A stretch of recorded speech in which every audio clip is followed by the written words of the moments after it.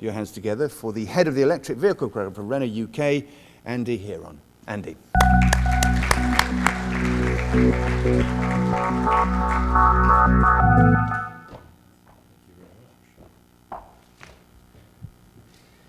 If you think bringing 4 electric cars to the market is a very brave thing to do, I am so brave that I was also stupid enough to walk here through East Belfast with a little Renault bag and a laptop using my phone. So stupidity and bravery are probably sort of tantamount to the same thing. I've met Quentin on many occasions. I've known Ian for years. I think my wife thinks there's some sort of thing going on between us. We both grew moustaches in Movember. It was difficult to work out who looked the more stupid. And we also went for the long Frank Zappa look. And we probably also think the same, which is quite worrying, because you will see a certain amount of recurring themes here. I'm meant to be looking at this from a point of view of connecting with the customer. So I've looked really from my perspective at looking at who those customers are. But when we talk about the barriers and the myth busting, you'll see a lot of recurring themes there. I don't apologise for that at all, because actually these issues are common to both. So first of all, who are the EV customers? You will notice a distinct absence of caftans, open-toed sandals, etc. The people buying electric vehicles are normal people. They are people like you and me. They are the businesses that are infleeting those vehicles today are not madmen. Yes, if you look at the first stage of that, the early adopters, there is a degree of risk or there is a degree of challenge associated with that. But actually, as we move into what we're calling the early majority and the late majority, actually, those customers are moving away from people who are doing this because they're making an environmental statement, or even taking Gary Neville as an example, they're actually making a statement that I'm different. Actually, you're talking about people who are buying vehicles because they make practical and financial sense. So you're talking about commuters, but also you then talk about second car users. Now here, I'm definitely looking at it from a retail point of view, but the lessons are true when we come to look at business. What I've identified here really, what I'd call the sweet spots, the low-hanging fruit, the easy wins. Why do people buy cars? Look at the hierarchy. Yes, environment ranks there, but it ranks third. The reasons are actually more to do with practicality and price. It's to do with consumption, it's to do with will it do the job, but price. We have to make these vehicles competitive, and here we just need to nod at something. You have to look at this from a TCO point of view. Ian was talking, when he talked from a fleet perspective, it was very much about benefiting kind savings, very much about the running costs of the vehicle. So how much did it cost you over 3 or 4 years? If you look at it then, yeah, the basic motivation is it's good for the environment. But actually, TCO, budget management, the upfront cost, the running costs, there's a key message there, and you really need to get your calculators out and to do the numbers. And technology. The electric motor is actually a fairly simple piece of kit, but the sexy things, and we were talking about this earlier, the sexy things are actually about how you squeeze every ounce of efficiency out of that vehicle. There is technology on electric vehicles that you don't even see on top end. If you think about regenerative braking, 5 years ago that was something called KERS in Formula One. Now every electric vehicle will have regenerative braking. It probably makes or adds about 30% to the range of the vehicle.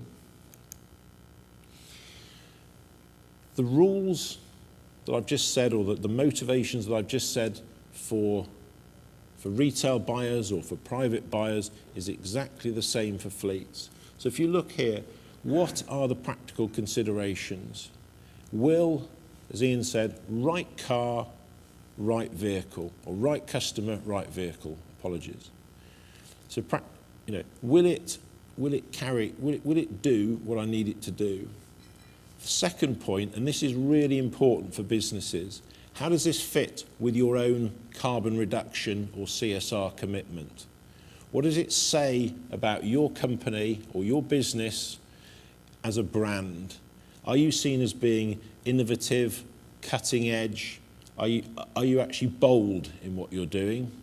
Are you leaders or are you followers? And also, and if we're going to talk about money again, actually, when you're bidding for contracts, when you're bidding for tenders, actually, does this have a role to play? Will you win a tender because you've got electric commercial vehicles, or will actually a tender even require you to have those vehicles? So you need to look at it from that perspective. And then, as I said, I'm touching on finance there, the simple financial issues, upfront cost, running costs, and then there's this great package of measures, benefit in kind, and again, jointly, we have all been battering with the SMMT, the Treasury, about benefit in kind. We've got a clear, I think, consensus between the industry in terms of what needs to happen. And it's not a question of saying we want specialist treatment for the Prius compared with the Zoe or the Ampera or the Leaf. It's very much about the broad church. But benefit in kind taxation and also ongoing support from the government. So who's actually making that step already? I've just picked some examples out from Northern Ireland. One of the early movers, and it was with a product that isn't even with us now, which was some Modec commercial vehicles, Tesco, about 3 or 4 years ago, public sector, private sector. So there's plenty of examples. I'm not going to read all of them. And I will summarise this as saying these are early movers. The numbers are relatively low. Somebody mentioned earlier 60 vehicles sold. The potential is much, much more than 60. I'm talking doubling and doubling and doubling again the market.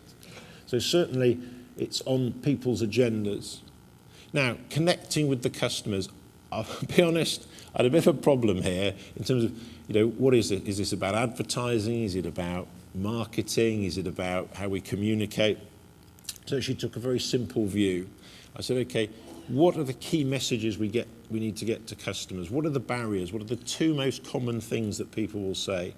It costs too much to buy and run, and I can't find anywhere to charge it. So here's one of the recurring themes. Actually, I would say, and here I unashamedly use the Renault example.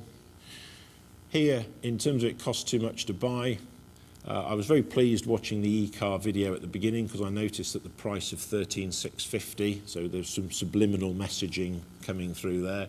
13,650 on the road for a Renault Zoe, Renault Kangoo van, just under 13 grand. So your upfront cost there is by and large what you'd pay for a similar size vehicle from a reputable manufacturer. What we do, which is slightly different to other manufacturers, is we package the battery, which is a significant cost component. We transfer that into a battery hire payment. So on top of your incredibly sexy £1 or £2, you'll hear various figures bandied around depending on what electricity rate you use, but £1, £2, £3 for 100 miles. You've got that battery hire figure. If you think about the comments that have already been made about the price of a litre, I almost said a gallon of diesel, nobody's even dared to talk in gallons for years now, a litre of diesel going north of £1.40, possibly £1.50 in the very near future. From that point of view, those figures, £60 or £70, are a tank of diesel. A different model would be obviously to pay for the battery in with the vehicle. We've just gone this particular route. And again, don't think we're playing with figures here. If you start to talk about that idea of an 80% fuel saving, how about this for an idea? Diesel, 30 pence a litre, because that's what it means. When diesel hits £1.50, electricity is 30 pence a litre. It's that sort of maths that you need to be doing. So first thing, they cost too much. Don't really think so. The second point is, it's already been alluded to, and I'm taking a really conservative view here. Most people are banding figures around 100 miles. I'm saying let's go for something more like 65, real life driving range.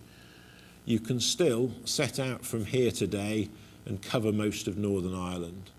And with that network of charging points and growing, and that's the important thing, there was a government announcement only a couple of weeks ago, another almost £40 million going into infrastructure, with also very clear direction of travel in terms of the specification to be used, very clear guidance in terms of how the funding would work, public access to the points.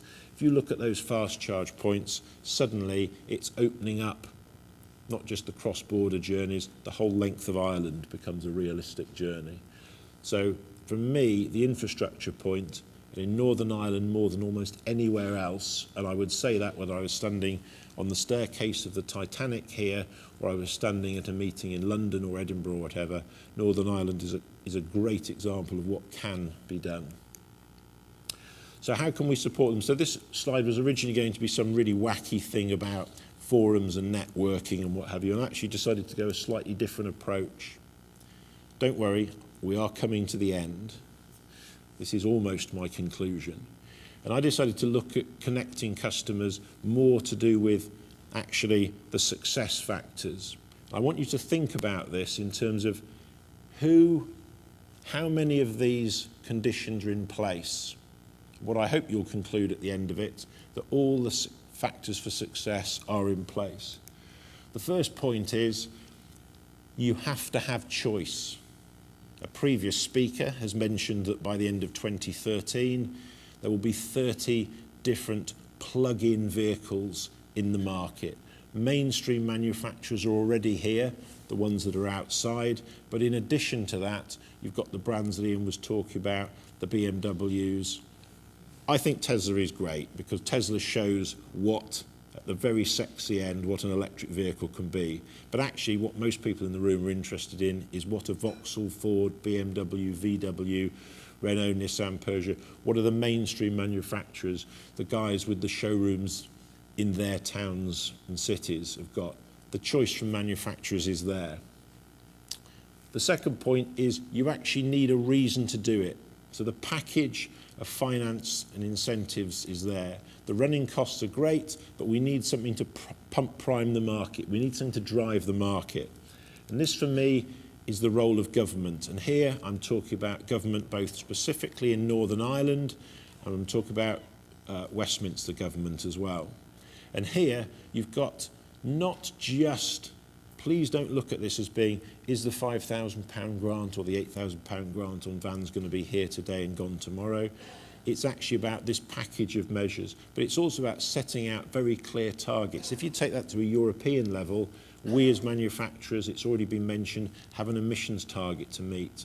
So we are actually being pushed down this route as well in terms of cleaning up our act, and therefore we will have to have in our portfolio of products the hybrids, the range extenders, the electric vehicles in order to achieve that target of 95 grams. So we get clear signals, clear targets, but we also get with the carrot, with the stick, we get the carrot.